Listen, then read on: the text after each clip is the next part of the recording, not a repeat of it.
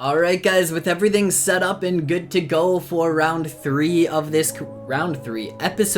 this career mode, round 2 of the East Coast. That's gonna get confusing, but hopefully I can actually get it dialed and keep the numbers straight here for the whole entire career mode. But I just wanted to kind of showcase that I am doing the training sessions just kind of off camera, running through and getting my rider maxed out. Abilities wise, I figured you guys have already seen this stuff in probably every career mode playthrough that's out there. If there is anything crazy like my rock ride, wall ride that happened in these training sessions a while ago, I will showcase it. But for the most part, I just want to get these out of the way. Of course, they are something that you kind of have to do within the career mode, and they aren't the most entertaining things in the world. Like, that's that challenge. If you do skip out on the training sessions, you miss out on maxing out your skill tree as early as possible. And of course, I think maxing out this skill tree is something you really want to focus on. So far, we're only at round 2 of this rookie career mode, and we are almost maxed out. We have bike control maxed out. Braking is, you know what? Let's max out our braking right here, right now. The scrub, we still have to focus on that. Physical resistance is maxed out, and cornering is maxed out. So really, I've only completed 1 round so far in the rookies ranks, and this is all I have left to focus on for my abilities. Anyways, that's enough rambling to start off this episode. We are of course heading to Arlington, Texas. Round 2 of this career, I am bringing the red plate into this round on my Red Bull KTM, and of course we have switched it over to do the real thing. So we're gonna hop into qualifying, hopefully make it out for that heat race and get into that main event. Let's get into it. Let's roll that intro.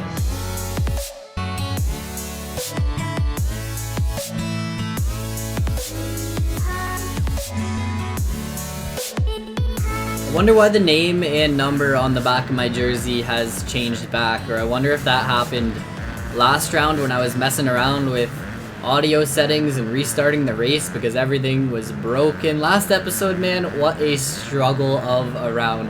Anything that could go wrong from a recording standpoint did go wrong from a recording standpoint. So frustrating, man. Anyways, we are here at the AT&T Stadium of Arlington. It is time to attack the track for qualifying and try to put in a hot lap. We got this long old whoop section here. The long old start straight, get 5th gear wide open down this bad boy.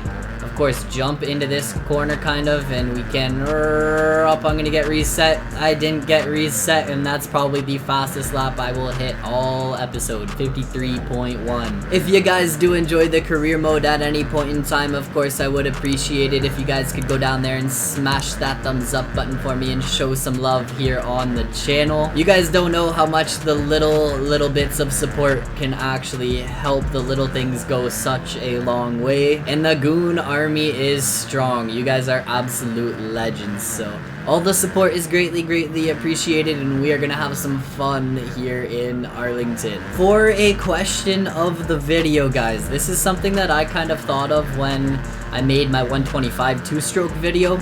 I was kind of comparing the Seattle Stadium during race time to the qualifying times, and I kind of feel like the stadiums look a lot better during the day. Obviously, qualifying takes place during the day, so it's bright out and the sun is shining. I feel like all of the stadiums just have more, like, look at that sun coming through as you're going through the whoops there. Oh man, the stadiums are a vibe during the day. So let me know in the comments below, do you guys think the stadiums look better at night when it's night show time, or do you guys think that the stadiums have more of a fun feel to them here during qualifying during the day? Let me know in the comments below. Me personally, I think the daytime stadiums are a vibe, and I'm just ruining my laps over 53.023, man. I might be able to break down into those 52s with a little bit of practice. This section is like the money maker though. It all depends on how you get a flow through this section. If you get a good flow, you are golden. Obviously, if you ruin the flow through there, it is costing you time. With that being said, we're gonna end on out of qualifying here. I am pretty confident that I'm gonna have the top time, and the AI are gonna be pretty far off of my pace. So I'm out here running 53-second lap times. In second place, Chase Sexton is running 58-second lap times. That is a big old difference. I totally did not realize that this is a Triple Crown event. So we have 3 main events, and we're gonna start this one off with a 10-second head start. We will do 10, 15, and then 20 in that third main event. Let's go. Off to the races. Round 2. We have that red plate, and we are looking fresh on our KTM. Of course, on one of the best teams out there. I think I'm lucky that I managed to pull off some good sponsor deals here to start off this career.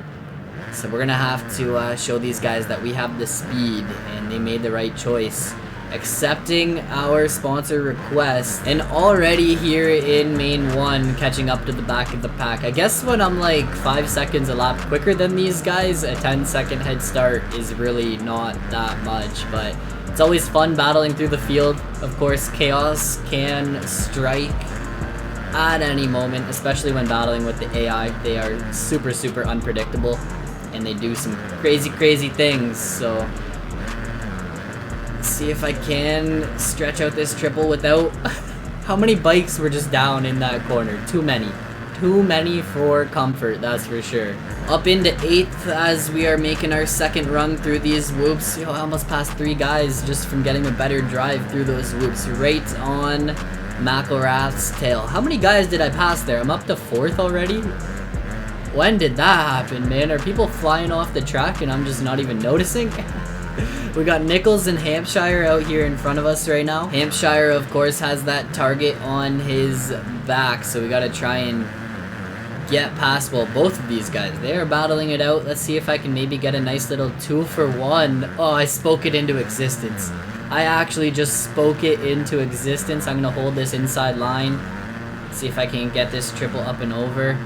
Tire tap there, and oh, getting sketchy with Nichols. Just hold it together and keep it on 2 wheels, man. I know I have the speed through these whoops, and that is the pass in the bag. Oh, I thought I was going down in that last rhythm there. We are on to that last lap. Oh, casing the finish line. I feel like that's something I struggle with on this track. I underestimate that finish line because I don't want to over jump it, and then I end up casing it way too often.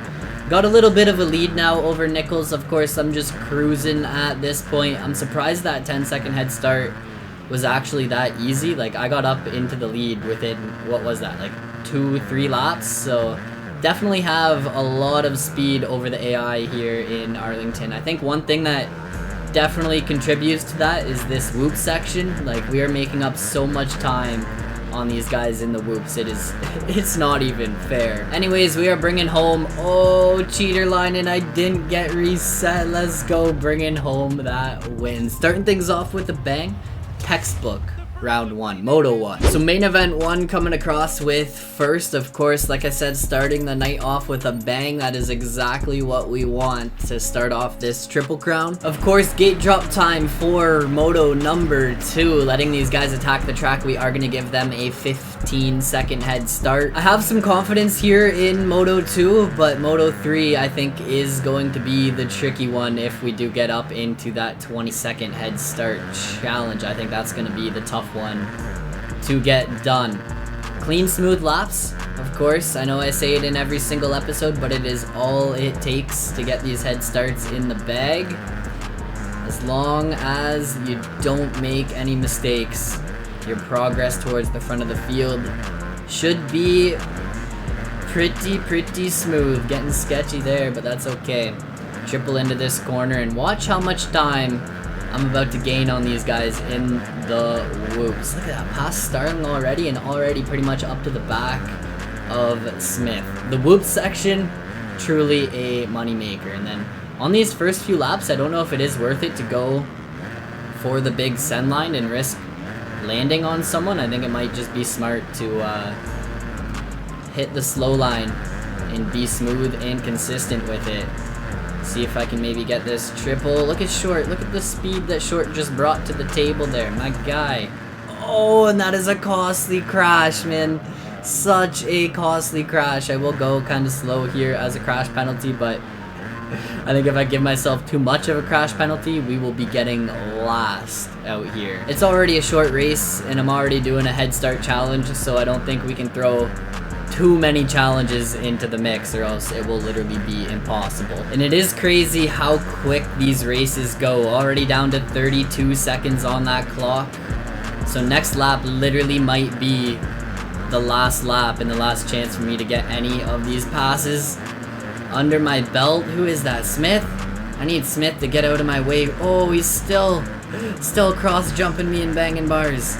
I need to get him behind me and see if I can work my way up into that top 10 as quick as possible. With how this race is going right now, I want to say maybe top 5 would be the goal, but I don't think I'm going to have the time to get into that top 5. I think that's my issue right now. Already on to the final lap.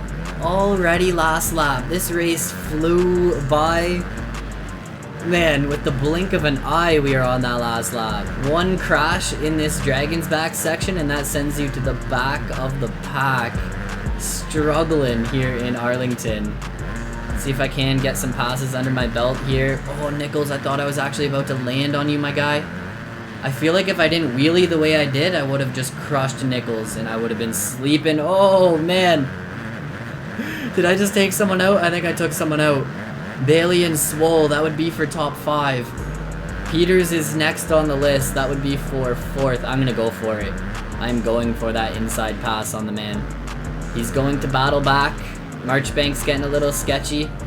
Let's see if I can hold on to this 4th. Oh man, that was a tough race. So after 2 motos, I still have that overall going into Moto 3. The way this works is it's golf scoring. So you want to have the lowest score at the end of the 3 races. Right now I have 5 points and McElrath has 7. I think I chose possibly the worst gate to choose, especially when I had like free range of most of the gates here. That's a bummer. Since I didn't win in race 2, we are once again doing, you know what, let's do it. 20-second head start challenge. Let's win this thing, alright? That's my goal, winning the 20-second.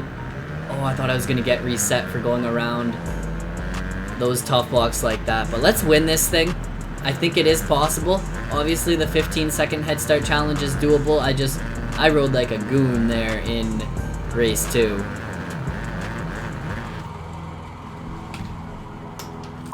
Of course, the race is being so short, we only have 2 minutes remaining in this moto right now, so not many laps to get this one done. We are kind of banking on that leader taking his sweet time to cross the finish line when the time runs out, giving us an extra lap. Of course, the whoops being my money maker all night long. I think that is where I can gain a ton of time on these guys. Now, if I want to get this one done, since we are doing 4 laps, I can gain about 5 seconds per lap on these guys. Not if I'm going down.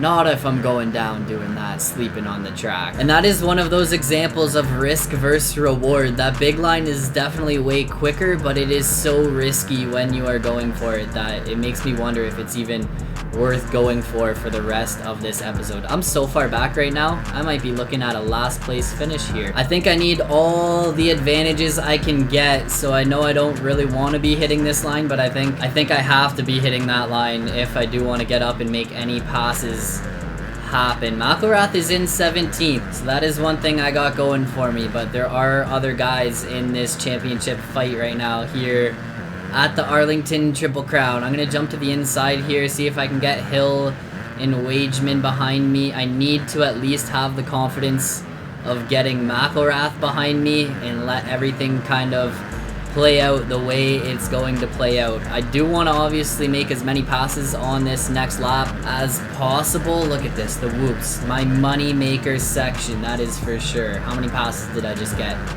Up into 15th, let's go.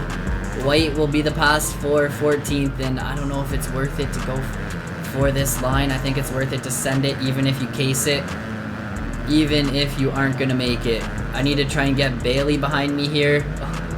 Put the block pass in on him. Swole is next on the list. I wonder if I can get him right here off of this dragon's back. Get that wheelie scrub off of there, and I should be able to hold this inside line. Someone's off track there, giving me a freebie pass up into that top 10. So I cannot complain about that one. Hitting the slow line through here. Brown is missing this triple, so that allows me to close the door a little bit, and I think I will get him and Hampshire in these whoops. I didn't get an amazing drive, but that puts me up to 6th. Thurman and Short. Oh, Short. Oh, man. It is coming down to the wire here, and oh, Thurman's landed on my head. Oh, I just want to beat Hampshire. That did not just happen. That did actually not just happen. I got the pass in on Thurman. Almost obliterated Short. Coming into this corner, I get Thurman there. Put him behind me. Of course, I clip Short's back end. Unintentional, but it happened, and I almost send him to the ground. He got so lucky he didn't go down. And then I wanted to choke up here and hit the single double line in order. The line I was going for is quicker, and in my mind I totally would have got the pass in on Short, but look at Thurman going for it here. He lands literally on my head. Like, that is like some Cameron McIndoe stuff out here at Atlanta. Like, yo, knowing my luck too, I probably needed to beat Thurman in order to get the overall. Like, I don't even want to continue. Checking out the overall points, I get the overall 4 points over Nichols. He beat me in that third moto, so if things went wrong there for me at the end of the race, that could have been costly. Some solid results here in this episode. Obviously, the Triple Crown races go quick, so doing those head start challenges is tough. That's all we needed though. 2 wins to our name so far in this East Coast Championship. 52 points to my name in the standings, 44 points to Nichols, and 37 to Short. Taking a look at the podium, solid results for the boys. Nichols and Marchbanks coming in to round out that podium. And that is it for episode 3. Week 9, we will be heading to Atlanta. Week 9, is that right? I don't think that's right. I did 3 weeks to start it off, and we're only 2 weeks deep into 250. Yeah, that, maybe it's based off of, I don't know, that's confusing. I think it's saying that because the West Coast also exists, but West Coast, we don't need West Coast. East Coast is toast, so that's where we're at. Pretty soon we will have a maxed out rookie rider, so I am pumped on that. These are the only 2 that we need. So we will be the best of the best in the rookie class for episode number 4. That's it for this one though, guys. I hope you did enjoy. If you did, go down there and smash that thumbs up button for me. Show some love. Remember, question of the video: do you guys think stadiums look better during the daytime for qualifying or during nighttime for that night show? Leave your thoughts down below. Remember, oppose nothing, conquer everything, and I will catch you in the next one. Peace out.